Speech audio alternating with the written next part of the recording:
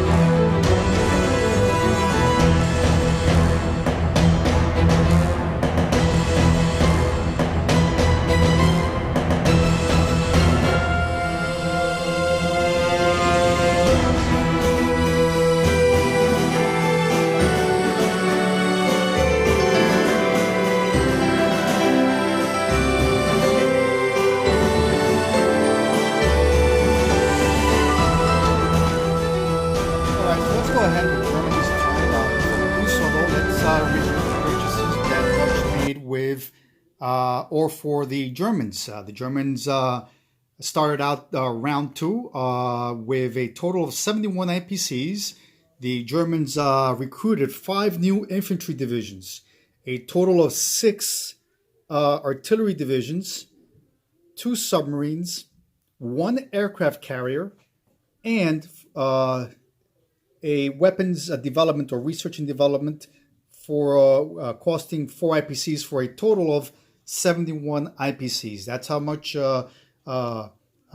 IPCs the Germans had in their treasury beginning of round two. So let's go ahead with the current ground situation and naval situation for the Third Reich. So let's go over to the Eastern Front, where you have basically 3 army groups. You have Army Group South in Romania, okay, consisting of approximately 11 infantry divisions, 6 artillery, 2 armored divisions. Then you have Army Group Center, consisting of approximately 8 infantry divisions, 1 armor, 3 AAAs.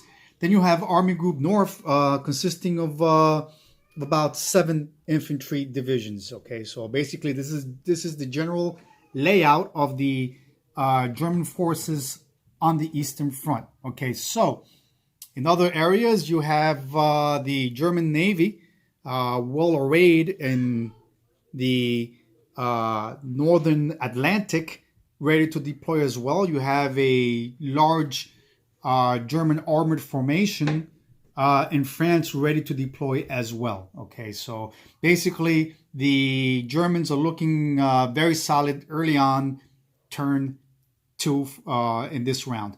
All right, so let's just mention that the Italians, fascist Italy, is also looking very strong in the Balkans. The Italians were able to secure Yugoslavia and Bulgaria. Greece, though, is still has not been attacked and is actually occupied by the British. All right, so you have a substantial British force in Greece. Okay, so that's I figured that it should be mentioned because the Germans basically allowed the Italians to take the Balkans for their, I guess, prosperity, which makes sense from as far as I'm concerned. All right, so let's review the 5 battles that the Germans declared. They are as follows. Okay, the Germans will be attacking Bessarabia, okay, Eastern Poland, and Sea Zone 109, Normandy, Bordeaux, and Gibraltar. Okay, so let's go ahead and actually make those combat movements as Dutch made them. So the German naval transport in Sea Zone 112 will pick up 2 infantry divisions. The naval transport, because it's next to a naval base, will move at 3 spaces. That's 1, 2, 3. Be deployed into Sea Zone 91 and will land unopposed the 2 German infantry divisions. Okay, let's go over to the Eastern Front where you have this entire Army Group South moving into Bessarabia. Okay, so that entire formation or Army Group will be attacking the lone Russian infantry division defending Bessarabia. Up in further north, you have 3 German infantry, okay, attacking the single Russian infantry division. The German tactical bomber will deploy coming from Italy at a movement of 4. 1, 2, 3, and 4. Okay, that German tactical bomber will have 1 movement left in its gas gauge. Okay, because that tactical bomber is coming from an airbase in southern Italy. So that'll be 3 German infantry divisions supported by 1 tactical bomber attacking that single Russian infantry division defending eastern Poland. All right, so the battle for Normandy, Bordeaux. Here you have 2 mechanized infantry divisions coming from southern France. You have an artillery division coming from Paris, attacking the 2 divisions, 1 artillery, 1 infantry division, French. Okay, you have an additional fighter and tactical bomber coming from northern Italy at a movement of 1 and 2. These aircraft will have 2 movements left in their gas gauge and will be supporting the ground attack on those 2 French divisions. All right, let's go up to the battle that probably is the most important one here, and it is the battle in Sea Zone 109, where you have the 1 German U-boat in Sea Zone 109 will attack the combined British and French fleet in Sea Zone 109. Okay, then you have an additional 3 German submarines in Sea Zone 112. Will move at will set sail at a movement of 2 and link up with the other German U-boat in Sea Zone 109 and join that attack. The German cruiser in Sea Zone 112 will also join that attack. Okay, you have a German destroyer in Sea Zone 113. This German destroyer is coming from a naval base and it moves at 3. 1, 2, and 3 will join the attack as well. So that's a total of 4 submarines, 1 cruiser, 1 destroyer. Okay. Then let's not forget about the German Air Force. You have 1 tactical, 1 fighter, two strategic bombers, okay, coming from Holland at a movement of 2. The fighter and tactical bomber will have 2 movements left in their gas gauge. The 2 strategic bombers will have 4 movements left in their gas gauge. Okay, and these aircraft came from Holland. Now you have an additional air wing coming from Western Germany. You have 2 tactical bombers and 2 fighters at a movement of 3 that will join that attack in Sea Zone 109. And you have 1, 2, and 3. It's a movement of 3. These aircraft will also have 2 movements left in their gas gauges.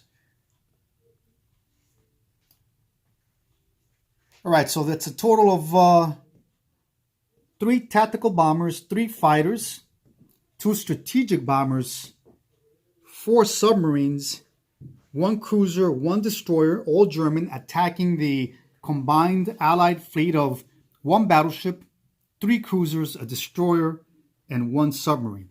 So, the Commander-in-Chief of the United Kingdom, Sire Blood, announced that he will not be scrambling his aircraft, any of his aircraft, to defend the British warships in Sea Zone 109. I have to admit, I was a little bit surprised. I was assuming that Sire Blood will go for a repeat of round 1 and that he would once again scramble his aircraft. So I am surprised that he didn't do so, okay? So very interesting move. Okay, and of course, let's not forget that it is round 2 and Germany has made a formal declaration of war against the Soviet Union. So it is on. The Germans have officially attacked. It's going to get interesting. Sit tight and we'll be back with the order of battle, actually with the results of battle. All right, so let's review the battles that were fought and let's see what the results were. So needless to say, the German amphibious operation in Gibraltar was a successful one. The Germans were unopposed and were able to take Gibraltar. All right, so let's go into Romania. The German Army Group South moved in to Bessarabia, effectively wiping out the single infantry Russian infantry division defending. The Germans did not sustain any losses. Up further north in eastern Poland, a similar result. The Russian infantry division was also taken out. Once again, the Germans did not sustain any losses for the battle for eastern Poland. All right, let's go to Normandy, Bordeaux, where you had 2 mechanized infantry, 1 artillery, and tactical and a regular fighter squadron attacking the 2 French infantry, 1 infantry and 1 artillery division defending. These both were knocked out. The French, though, were able to take out 1 German mechanized infantry division that was attacking. All right, battle for Sea Zone 109. Okay, let me just make a correction here. I did all the attacking German submarines in 112. I made the mistake of bringing in 4. It was actually just 3 that were moving in. So the German sub or U-boat in 112 will remain in 112. Okay, so as I had previously stated, Sire did not scramble any of his fighters. Okay, the battle was again a fantastic success for the Germans. The entirety of the Allied fleet in Sea Zone 109 was destroyed and sunk to the bottom of the sea. Okay, the shocking surprise here is that once again, the Germans sustained few losses. Okay, the Germans lost a cruiser and a destroyer. So the Germans get to keep all of their 3 attacking U-boats and the entirety of their Air Force. Fantastic. I'm just speechless. This is a massive, once again, a massive victory for the Germans. You would figure that the British would roll better and that they would defend much more effectively and at least incur some sort of damage on the Germans. The German loss of just one cruiser and one destroyer is very minimal, and it is a resounding victory for the Germans in Season 109. All right, so that's it for all the 5 battles that the Germans fought. I'm going to go ahead and continue them with the non-combat movements. Please bear with me. There are a lot of movements here on the terrain, and I'm going to, the best of my ability, try to recall what all the movements were. So let's first start with those aircraft that were used for the attack in Season 109. The 2 strategic bombers in Season 109 will move back to Western Germany. These aircraft can make it back. They still have 4 movements left in their gas gauges, and they make it back to Western Germany. All right. The rest of the attacking German aircraft, which were 3 tactical bombers and 3 fighters, all have 2 movements left in their gas gauges, and they will all go back to or land in Holland, Belgium. So let's do that. All right. The 2 AAAs in Holland, Belgium will move west. Actually, yes, west, and actually east. Forgetting my east-west locations here, and they'll move into Western Germany. Both of those AAAs will move into Western Germany. All right. The 2 squadrons, 1 tactical and 1 regular fighter that had attacked Normandy Bordeaux. Okay, still they have 2 movements left in their gas gauge, and they will also land at a movement of 2 back in Western Germany. All right, let's move the dice here. No need to keep them there anymore. Let's move these chips out of the way, and let's continue with the non-coms for this turn. All right, the German U-boat in Season 112 will move up north and will occupy Season 125. All right, the two German armored units that are in Paris will move east at a movement of 2 and will end up in Germany. Okay, in Berlin. The remaining 4 German armored divisions in Paris will move at a movement of 3. Remember, there is a factory, okay, in Paris, and all 4 of these armored units can move at a movement of 3. That's 1 through Italy, 2 through Yugoslavia, and 3. And they'll go into Romania, all 4. Okay, so these 4 German armored divisions that were previously in Paris have now moved east towards Romania at a movement of 3.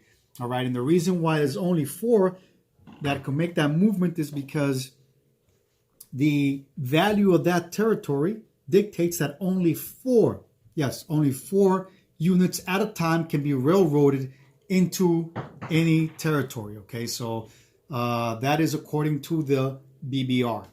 All right, the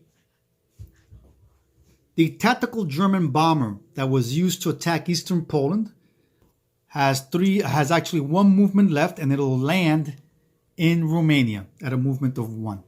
Okay, so that's done. All right. Okay.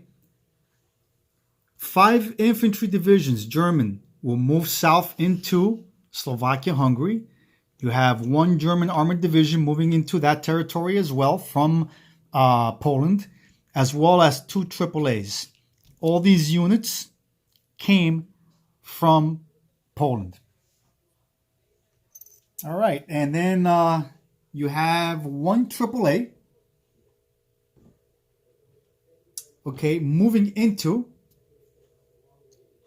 coming from Western Germany at a movement of 3. 1, 2, and 3 into Romania. And that's because that unit is being railroaded into Romania. Okay, so that AAA was moved into that particular territory. All right, last but not least, You have the two German U-boats in Sea Zone 106 will set sail and will move into Sea Zone 103, and they are coming both from Sea Zone 106. Okay, and I believe that's it for all the non-combat movements. We'll return with the placement and collect income phase of this turn. All right, let's go ahead with the final placements of newly recruited units, and here we are. So, Dutch will go ahead and place his newly built aircraft carrier as well as one submarine off the coast of southern France in Sea Zone 93. Okay, so that's one newly purchased or built German aircraft carrier and one U-boat in Sea Zone 93. All right, the other German U-boat is going to go in Sea Zone 112. Okay, he will also take his 6 artillery divisions, okay, and place him in Germany, in Berlin. So that's a total of 6 artillery pieces or 6 artillery divisions. He will also go ahead and place 4 infantry divisions in Germany as well. He can only place 10 because there's a major industrial complex in Berlin, so which allows him only to place 10. He has 1 remaining infantry, and that'll go in Western Germany. All right, let me just make a correction here. This major industrial complex no longer is, and let me replace it with a minor that is in Paris. Okay, so here we go. That's correct now. All right, so that's it for the placements for the Germans under the command of Dutch Lancaster, and we'll go ahead with the income trackers. So, if we're not mistaken, with including the 2 national objectives of where Germany controls both Denmark and Norway, while Sweden's still neutral, that's an additional 5, plus the national objective of having at least 5 submarines, and Germany currently has a total of 8. That is actually more than enough. So Germany will be collecting an additional 10 IPCs worth of national objectives for a grand total of 52 IPCs that Germany will be carrying over to round 3. All right. Like once again, an extremely successful round for Germany. Germany is definitely looking on the up and up here. Things are looking good. Needless to say, the Germans are making all the right moves, and of course, good strategies are being utilized by Dutch. He's also had Lady Lux supporting him. The wind is definitely behind. Germany's back in this game. All right, guys, let me know what you guys think, as always. And don't forget to bunker down and play.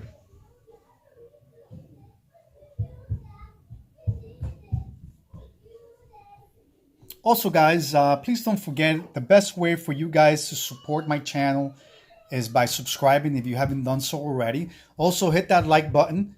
And as I've said previously, if you know of anyone else that may have an interest in Axis and Allies, and please go ahead and share this video.